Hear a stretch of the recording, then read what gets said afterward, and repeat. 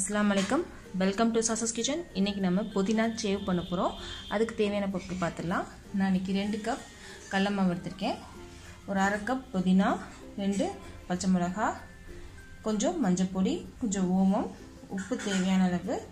1 tablespoon வெண்ணெய் பொரிக்க எண்ணெய் இவ்வளவுதான் தேவையான பொருட்கள் வாங்க எப்படி செய்யறதுன்னு பார்க்கலாம் ஒரு மிக்ஸி ஜார்ல பச்சை மிளகாய் நம்ம எடுத்து வச்சிருந்த புதினா இதெல்லாம் சேர்த்து நம்ம அரைச்சு எடுத்துடலாம்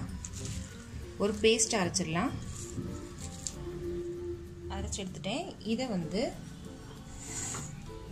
வடிகட்டிடலாம்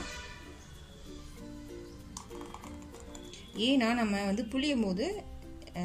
தட்டுப்படாது நான் வடிகட்டிட்டேன் எல்லாமே வடிகட்டியாச்சு இந்த தண்ணி தான் நமக்கு தேவை இதுக்கு அடுத்து என்ன செய்யணும் ஒரு பவுல் எடுத்துர்க்கேன் இதுல நம்ம கடலை மாவு சேர்த்துடலாம்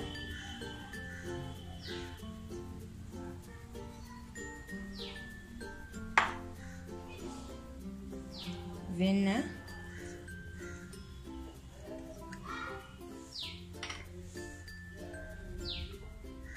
கொஞ்சம் உப்பு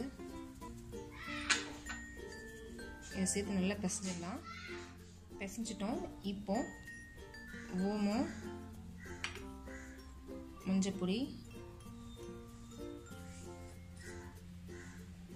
இதையும் சேர்த்து நல்லா பிசைஞ்சிடலாம்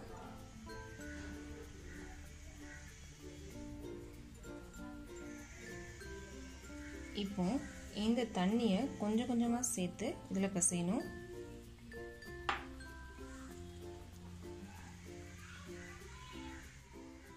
நல்லா பிசைஞ்சிட்டேன் இங்க பாருங்க இந்த புதினாவோட தண்ணி வச்சு மட்டும் தான் பிசைச்சிருக்கேன் இது ரெடியா இந்த பிளேட் எடுத்துர்க்கேன் இதுல மாட்டிடலாம் இதுல உள்ளேயும் கொஞ்சம் எண்ணெய் தடவி வச்சிருக்கேன் இப்போ கொஞ்சம் மாவு எடுத்து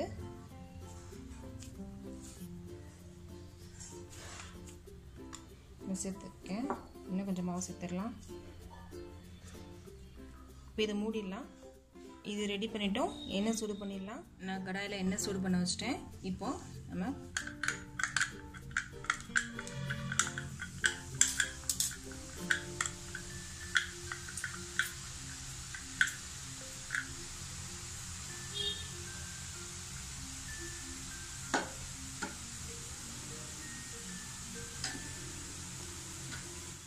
திருப்பி போட்டுடலாம்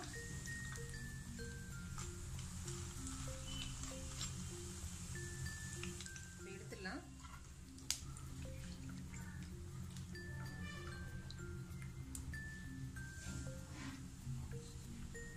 நான் டிஷ்யூல எடுக்கிறேன்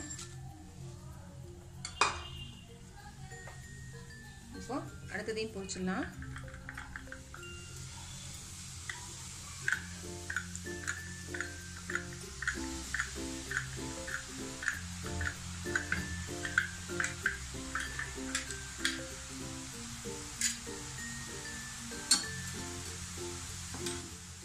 நான் எல்லாத்தையும் பொரிச்சு எடுத்துட்டேன் இது இப்படியே சாப்பிட்டா நல்லா இருக்கும் இது மேல கொஞ்சம் சாட் மசாலா தூவி சாப்பிட்டா நல்லா இருக்கும் இது ஒரு விதமான டேஸ்ட் இருக்குங்க இது ரொம்ப டேஸ்டா இருக்கும் சாட் மசாலா சேர்த்து சாப்பிடும்போது